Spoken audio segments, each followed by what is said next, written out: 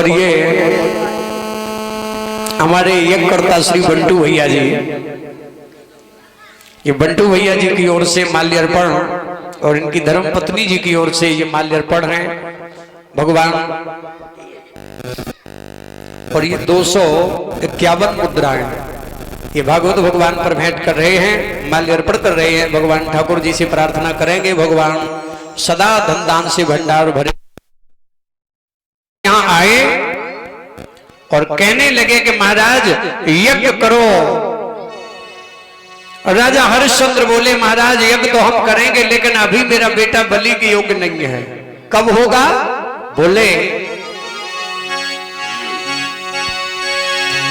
कि नबी बोले 10 दिन मौका दो,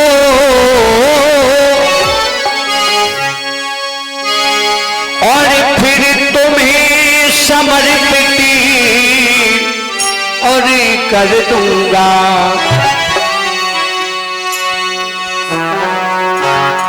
और बालक मैं तुमको दे दूंगा, चरणों में अर्पित कर दूंगा। बालक ये तुमको दे दूंगा, चरणों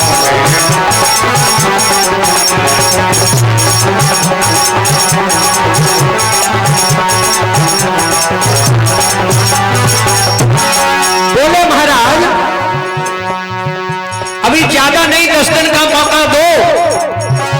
चरणों में पोत्री समर्पित करी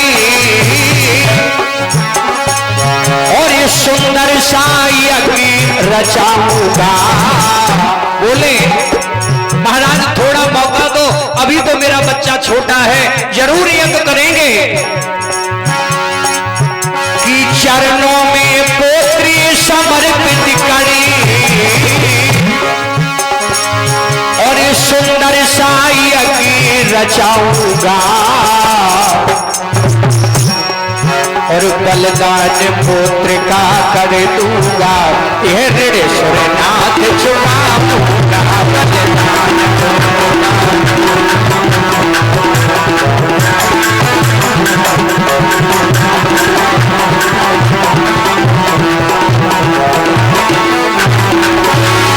बोले महाराज थोड़ा मौका दीजिए, 10 दिन के बाद में कर देंगे।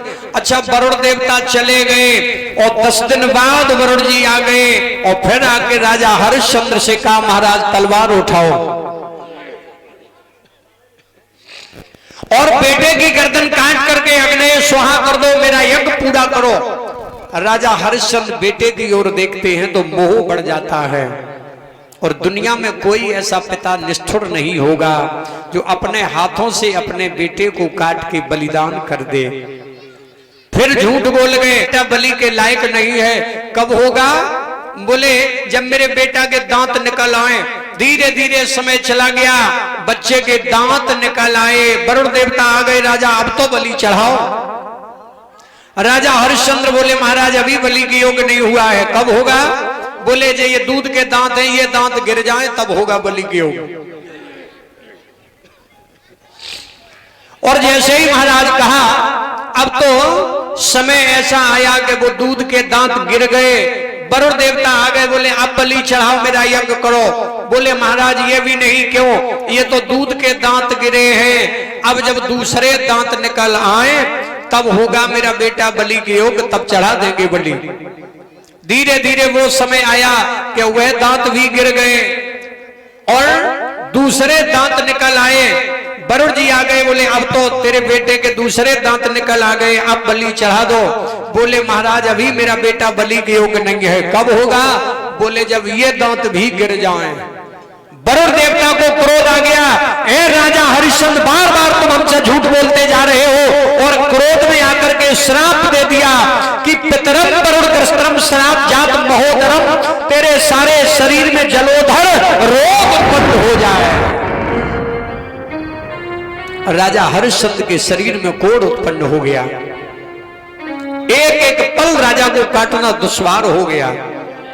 वरुण देवता चले गए, झूठ बोलने का कलंक भी लग गया और अभिशाप भी हो गया।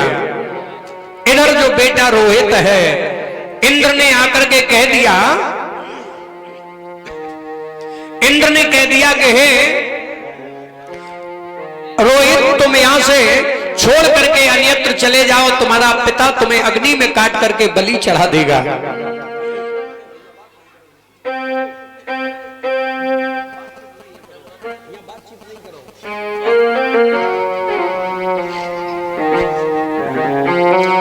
बोले महाराज, अब रोहित जंगल में चला गया, हरिश्चंद्र के शरीर में कोढ़ हो गया। धीरे धीरे 1-2 वर्ष नहीं 5 वर्ष हो गए। एक एक वर्ष, एक एक दिन राजा को काटना दुश्वार होने लगा।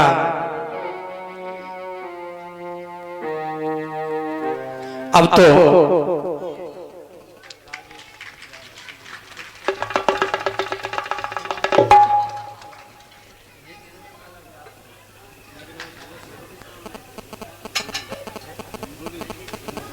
लग गया, मेरे ही कारण मेरे पिता रोगी बने। तो बेटे का धर्म होता है कि पिता के दुख और सुख में उसका साथ देना चाहिए। तो महाराज उस समय रोहित जंगल छोड़ करके घर आ गए और घर आके अपने पिता से कहा कि हे पिता,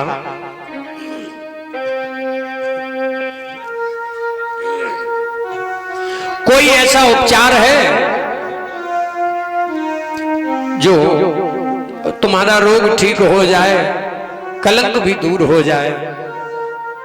बोले गुरु बाबा को पूछ लो। गुरुदेव वशिष्ठ जी को बुलाया गया। गुरुदेव वशिष्ठ को बुला करके कहा, महाराज कोई ऐसा उपाय है जो राजा का रोग दूर हो जाए, यज्ञ पूरा हो जाए। गुरुदेव बोले एक उपाय तो है।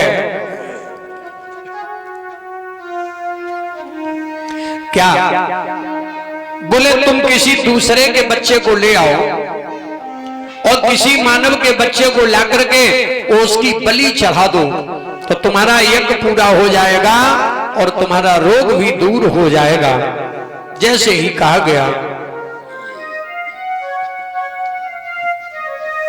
और जब कहा गया तो अब तो राजा हरिश्चंद्र के पुत्र रोहित बहुत सारा धन धान लेकर के निकल पड़े और धन धान लेकर के गांव में जाते हैं। आवाज भरते जा रहे हैं, अरे गांव वालों, कोई अपने बेटे को बेच लो, कोई अपने पुत्र को बेच लो, वो इतना धन देंगे, हम इतना धन देंगे कि 2-4 जन्म तक वो धन समाप्त नहीं होगा। आवाज तो भरते जा रहे हैं, लेकिन दुनिया में कोई कितना भी गरीब क्यों न हो, अपने बेटों को बेचने के लिए कोई राजी नहीं हुआ। एक गांव में गए, एक अजीग्रत नाम का बड़ा गरीब प्राणी रहता है। बेचारा इतना गरीब है कि खाने के लिए जिसके घर में अन्न नहीं है, भोजन नहीं है, पेड़ पौधों के पत्ते खा खा करके समय काट रहा था। और उसके घर में 3 बेटे हैं। उसके मन में आया, एक बेटा अगर मेरा बिक जाता तो कम से कम मुझे भरपेट भोजन तो मिल जाता। लेकिन बड़े बेटे को अपनी ओर खींच लिया, कहने लगा इसे मैं नहीं बेचूंगा, इसे नहीं दूंगा। और तब तक छोटा बेटा खड़ा था, वो मां ने खींच लिया अपनी ओर, बोले इसे मैं नहीं बेचूंगी। बीच का बेटा है जिसका नाम है सुना सेव, सोचने लगा कि बड़ा हो गया पिता की ओर, छोटा हो गया मां की ओर। अच्छा, यही कारण है समाज में आज भी कि पिता की अग्नि में या तो बड़ा बेटा आग लगाएगा चिता में, या फिर छोटा बेटा अग्नि लगाता है, लेकिन माँ बाप को दाग लगाने का अधिकार बीच वाले बेटे को नहीं होता है। हालांकि बड़े संतान पर पिता का प्रेम अधिक होता है और छोटी संतान पर माता का स्नेह अधिक होता है। अब मेरे कहने का मतलब ये नहीं है कि माता पिता बड़े और छोटे ही को चाहते हैं, बीच वाले लठिया लेके पहुंच जाएंगे, हमें तो प्यार ही नहीं कर रहा था। ऐसा नहीं है, माँ बाप हालांकि सबको बराबर स्नेह करते हैं, लेकिन बड़ा हो गया पिता की ओर, छोटा माँ ने खींच लिया। बीच का बेटा है जिसका नाम सुना सेव, बिकने के लिए राजी हो गया। सोचने लगा चलो आज हम बिक जाएंगे। कम से कम बिकने के बाद इतना धन तो मिल जाएगा कि मेरे माँ बाप को भरपेट रोटी तो मिल जाएगी। जिन्होंने कभी अन्न का दर्शन नहीं किया, इतने गरीब हैं बेचारे। लेकिन ये नहीं जाना किसी ने कि खरीद करके रोहित मेरे बेटे को अग्नि में चढ़ा देगा। रोहित ने बेटे को खरीद लिया, दौलत दे दी, घर लेके आ गए। और जब घर लाए, यज्ञ मंडप में ले गए, अग्नि का पूजन किया, तलवार का पूजन किया। गुरुदेव वशिष्ठ आए, राजा हरिश्चंद्र बुलाए गए। अब बेटे ने देखा तो उस बच्चे के हाथ पीछे की ओर बांधे गए, आंखों में आंसू भर आए। उस बेटे ने कहा, महाराज मेरे हाथ खोल दो, हम भाग के नहीं जाएंगे, क्योंकि तुमने मुझे दौलत देके खरीदा है। लेकिन मेरे माँ बाप बेचारे इतने गरीब थे कि जिनके घर में खाने के लिए एक दाना नहीं था, भूखों मर जाते। और अगर तुम ये कह देते कि हम तेरे बेटे को खरीद के अग्नि में चढ़ाएंगे, तो कभी भी नहीं बेचते। एक प्रार्थना जरूर है, महाराज जब तुम्हारी तलवार से मेरी गर्दन कट जाए, लेकिन यह बात आप किसी को बताना नहीं। अभी तो मेरे माँ बाप पेड़ पौधों के पत्ते खा के जिंदा है, और जब उन्हें यह पता लगेगा कि तुम्हारे बेटे को हरिश्चंद्र ने खरीद करके अग्नि में चढ़ा दिया है, तो पेड़ पौधों के पत्ते छूट जाएंगे। मेरी याद करके मेरे माता पिता भी रो रो करके मर जाएंगे। और वह बालक ने नीचे सर झुकाया, नीचे सर झुका करके वो बालक महाराज रो पड़ा। अगर आज हम गरीब ना होते, और कहा जाता है कि दुनिया में दुख तो बहुत हैं, बड़े से बड़े दुख संसार में आते हैं, लेकिन नास्ति दरिद्रम बद दुखम, गरीबी से बढ़कर के दुनिया में कोई दुख नहीं होता है। वह बालक अपनी गरीबी का बखान करके महाराज रो पड़ा कि दुनिया में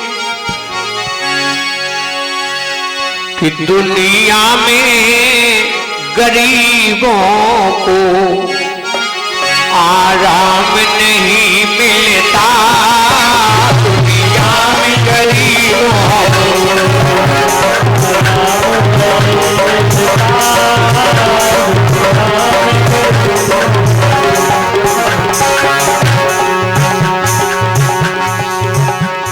भगवान ने भी इन गरीबों के भाग में जाने क्या लिखा है। दुनिया में गरीबों को आराम नहीं मिलता, और रोते हैं तो हंसने का, रोते हैं तो हंसने का पैगाम नहीं मिलता, रोते हैं तो हंसने का पैगाम नहीं मिलता, रोते हैं तो हंसने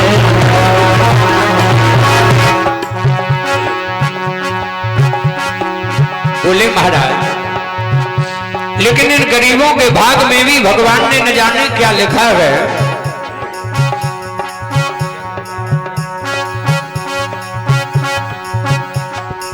और ये दुनिया के लोग भी ऐसे हैं, धनवान कोई मरता है तो शोर बहुत होता। अगर एक धनवान मर जाए तो सारी दुनिया में शोर, और अगर एक गरीब मर जाए तो ये दुनिया के लोग ऐसे हैं कि गरीब की अर्थी के साथ जाने के लिए राजी नहीं होते हैं। धनवान कोई मरता है तो शोर बहुत होता,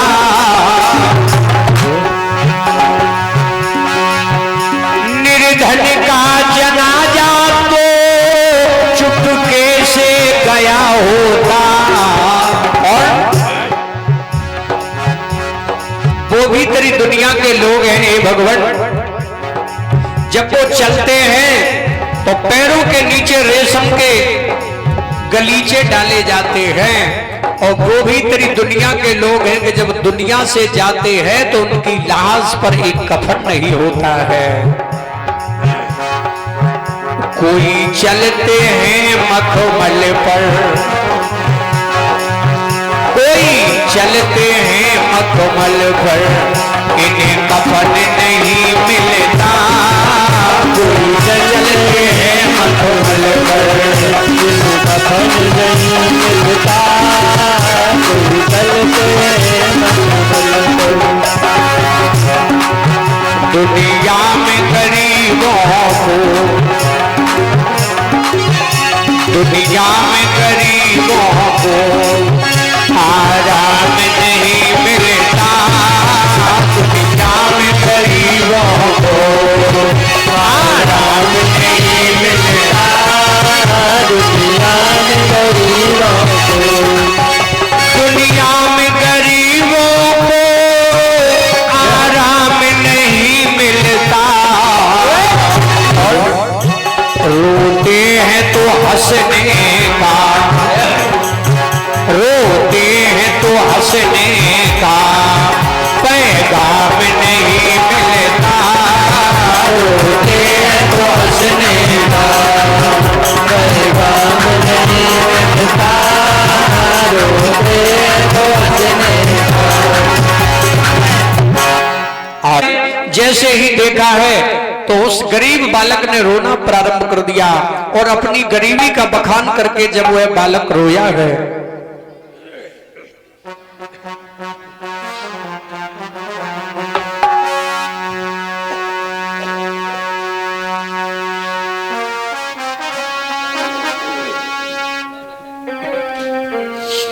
और जब अपनी गरीबी का बखान करके बालक रोया तो राजा की आंखों में आंसू भर आए।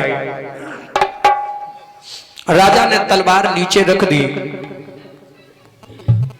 और राजा ने कहा कि हे महाराज, अब मेरी तलवार इस बच्चे पर नहीं चलेगी, क्योंकि जितना हमें अपना बेटा प्यारा है उतना ही प्यार इनके माँ बाप भी करते होंगे, लेकिन बेचारा गरीब था इसलिए उन्होंने बेच दिया है।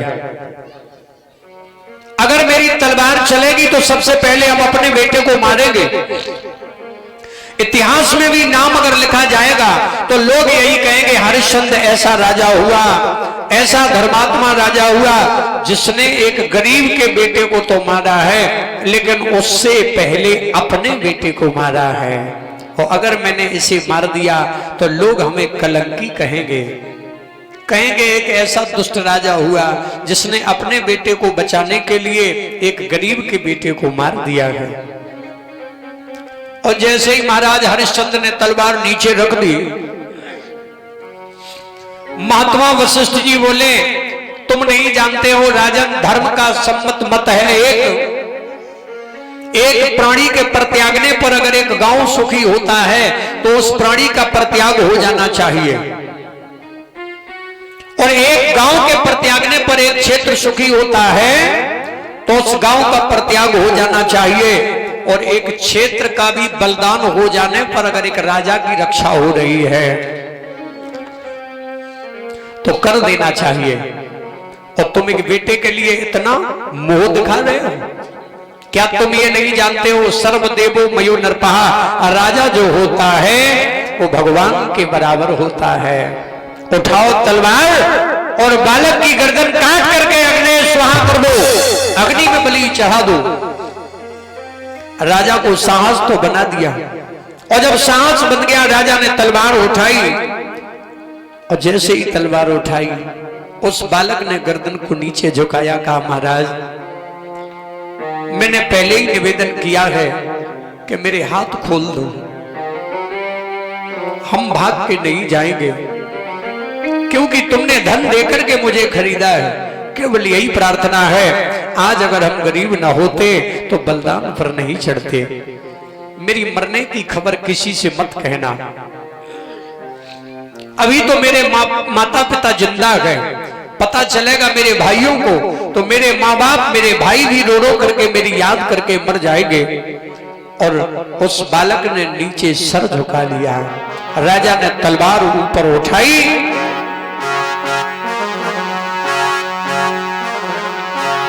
और जब तलवार ऊपर उठाई है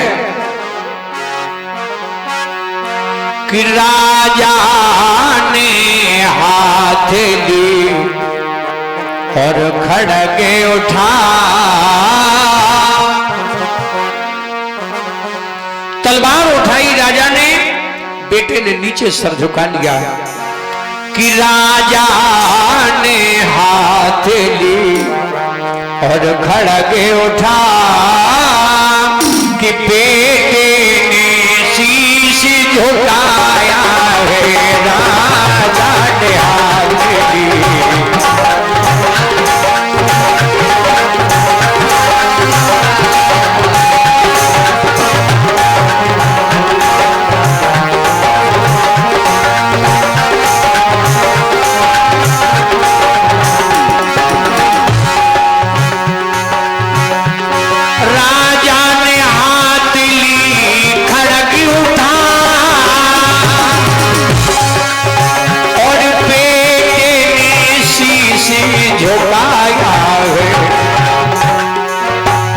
अपनी किस्मत पर सोचे सोचे, अपनी किस्मत पर सोच सोच नींदों में जल भर लाया है, अपनी किस्मत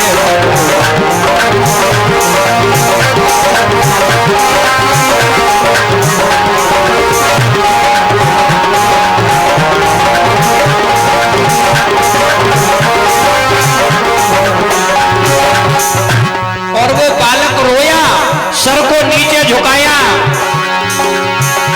भरी नीर लगा रोने बालक और विधनाए किस्मत फूट पड़ी। और जैसे ही रोते उसने देखा नैनों में नीर नृपत भर के,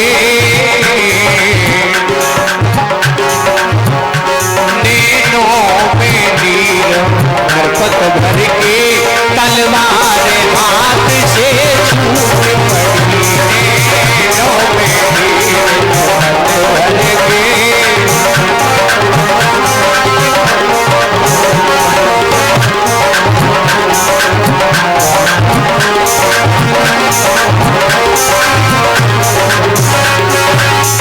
जैसे ही बालक रोया है और राजा हरिश्चंद्र ने देखा तो तलवार नीचे रख दी। राजा हरिश्चंद्र सर पकड़ करके बैठ गए और फूट फूट करके रोने लगे। महात्मा वशिष्ठ ने कहा क्या कर रहे हो तुम, एक धर्मावतार राजा होकर के इतनी मोह ममता। राजा बोले गुरुदेव मेरा रोग ठीक हो या ना हो लेकिन मेरी तलवार अब इस बच्चा पर नहीं चलेगी। जितना मेरा बालक मुझे प्यारा है यह भी अपने माँ बाप को उतना ही प्यारा होगा, लेकिन गरीबी के कारण जिन्होंने बेच दिया है तो हे गुरुदेव और हम इस तलवार को चला तो दें लेकिन यहाँ हमें एक मृत्यु नहीं दिखाई दे रही है। इधर तो यह बच्चा मरेगा और जब इसके माँ बाप को पता चलेगा तो रो रो करके इसके माता पिता मर जाएंगे। जब इसके भाइयों को पता चलेगा तो हे गुरुदेव इसके भाई भी मर जाएंगे।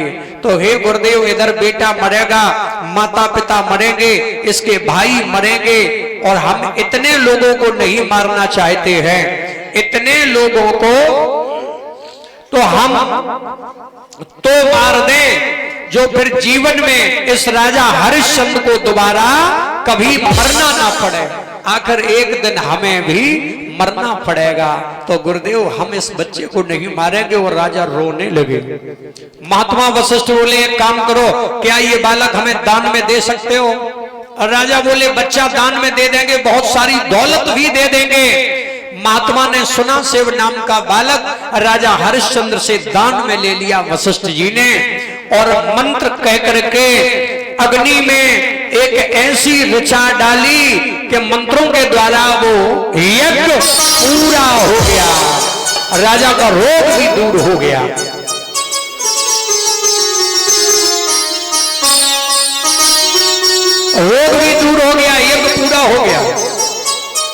राजा हरिश्चंद्र ने विचार किया, ये कर क्या दिया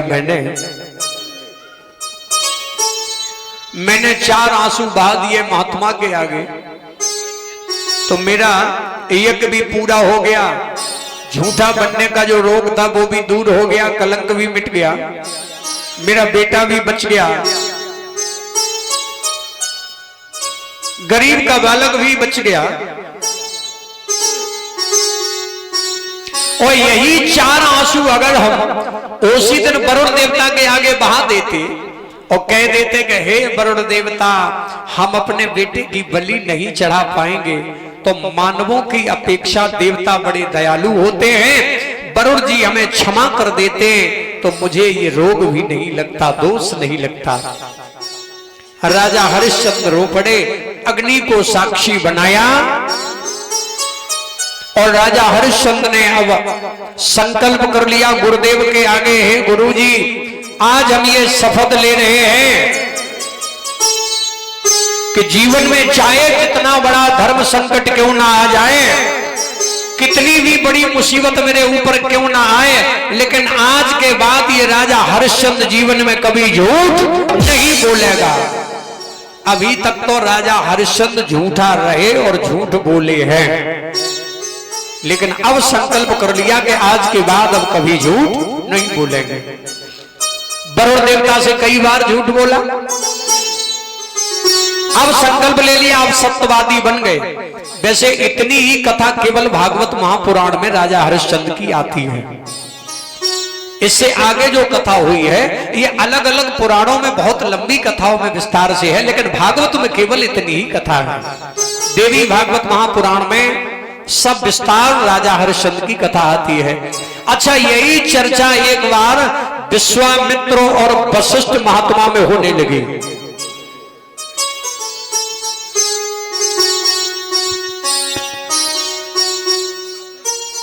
महात्मा वशिष्ठ ने एक दिन कह दिया कि हरिश्चंद्र की बात करते हो, हरिश्चंद्र तो झूठा राजा है। विश्वामित्र ने कहा, महात्मा वशिष्ठ बोले वो सत्यवादी राजा है।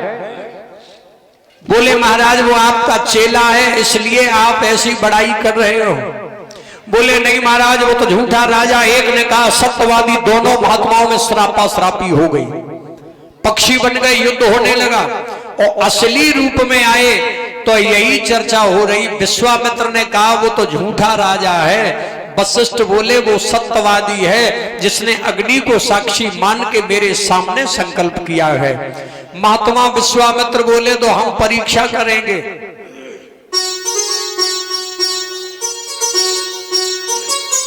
मेरे धर्म परीक्षण में अगर पास हो जाएगा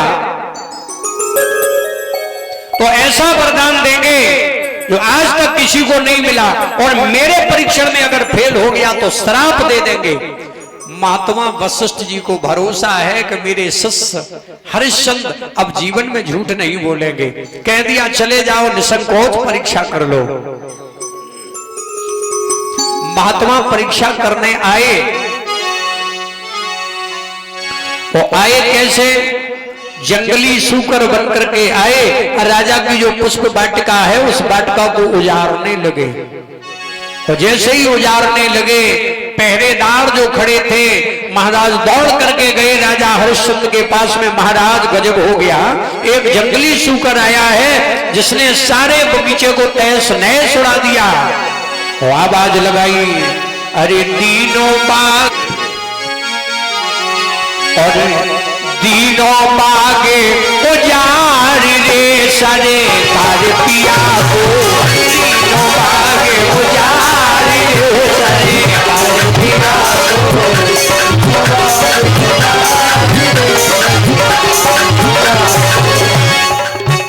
महाराज एक जंगली सूकर आया जिसने सारे बगीचे को बर्बाद कर दिया। बड़ो भयंकर सूकर आयो, बड़ो भयंकर सूकर आयो, अरे बागी उजाड़ बहो शोर मचायो, बागी उजाड़ बहो मचायो, सब भागे पहरे उजाड़ लो सारे तार पिया को, बागी पहरे तार लो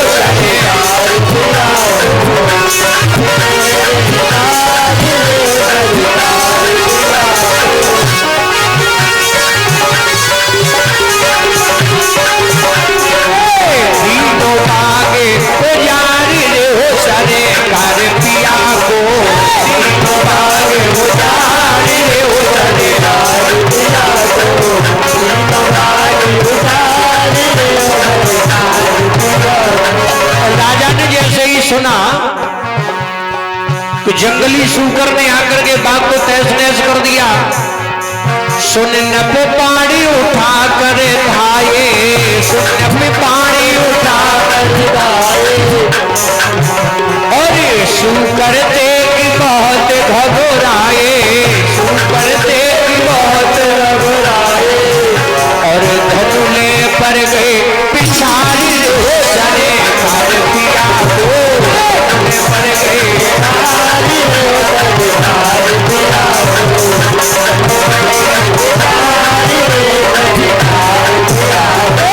तीनों भागे हो जार रे हो सरे कर पिया को, तीनों भागे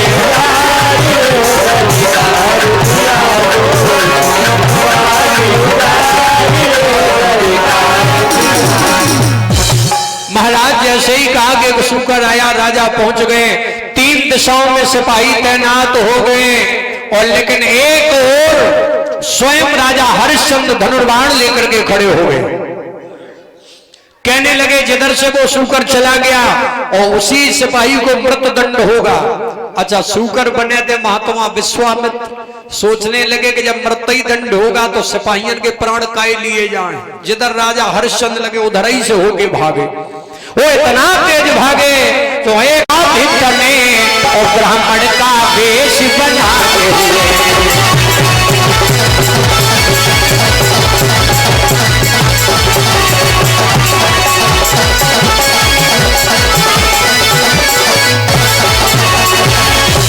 महात्मा विश्वामित्र मिल गए मार्ग में, और जैसे ही देखा तो राजा ने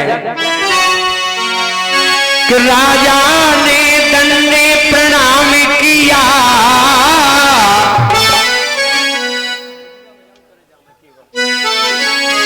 कि राजा ने दंडे प्रणाम किया, और मुनिवर ने आशीर्वाद दिया, और थोड़े ही शब्दों के द्वारा मन तप वहां पर प्रकट किया।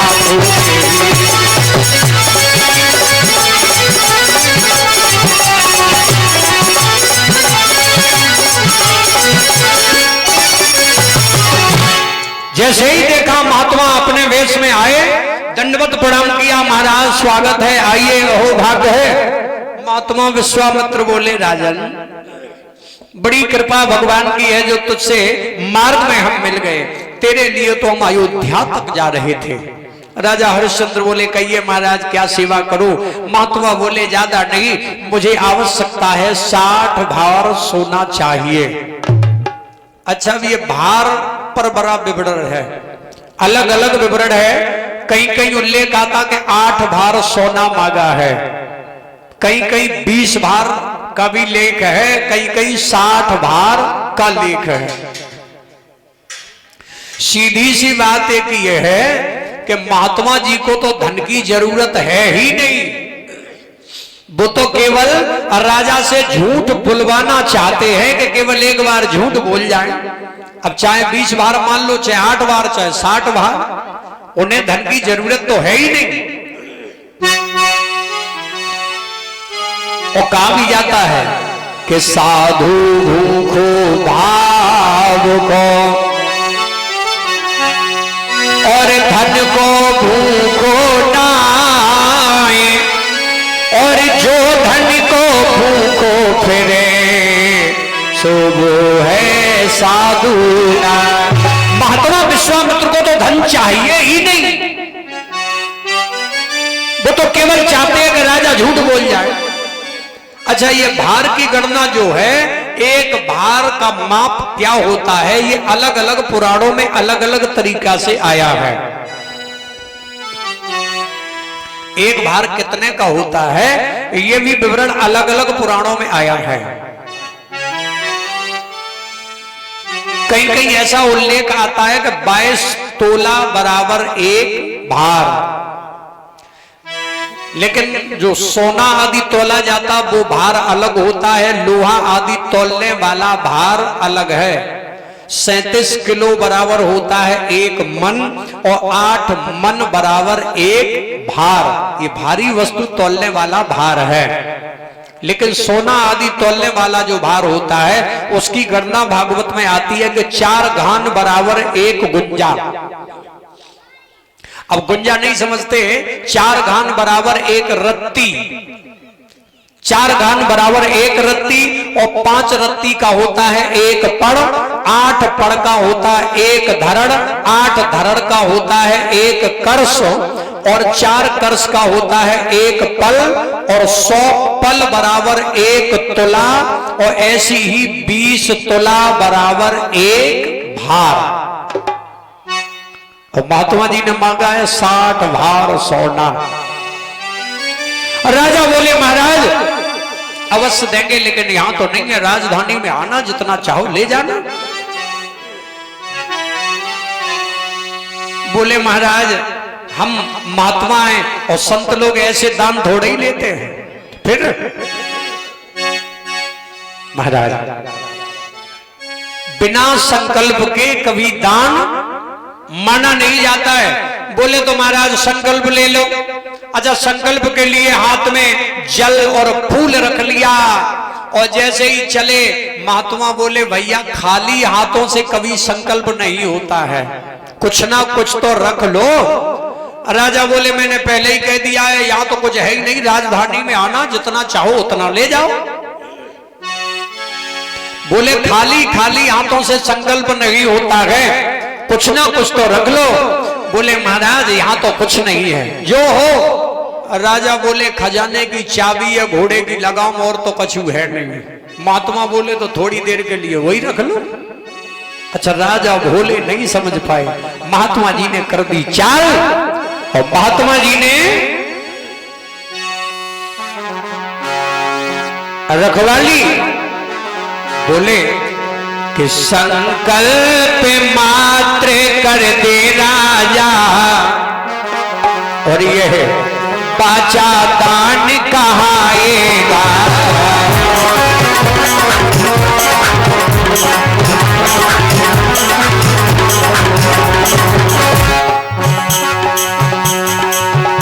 संकल्प मात्र कर दे राजा, यह बाचा दान कहाएगा।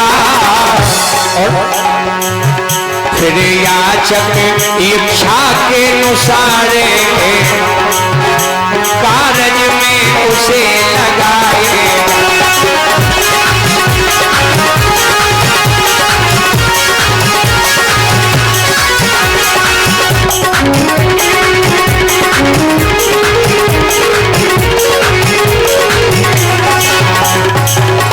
बोले महाराज संकल्प भर कर दो।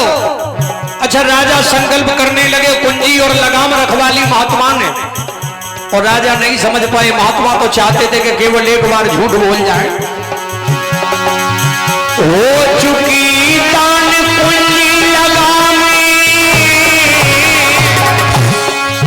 और अब दे संकल्प पढ़ाई में, बस 60 भार सोना राजने, और दे देना हमें बुलाई।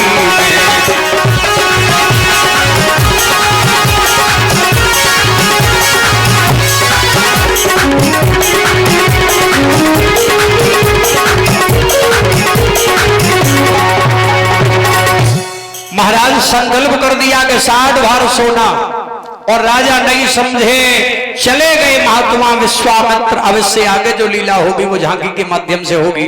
हालांकि क्षमा चाहेंगे कि आप लोग तो स्वयं ही रामलीला करते हैं और रामलीला के अच्छे कलाकार हैं, अब उतने अच्छे कलाकार तो हमारे पास नहीं है, तो झांकियों का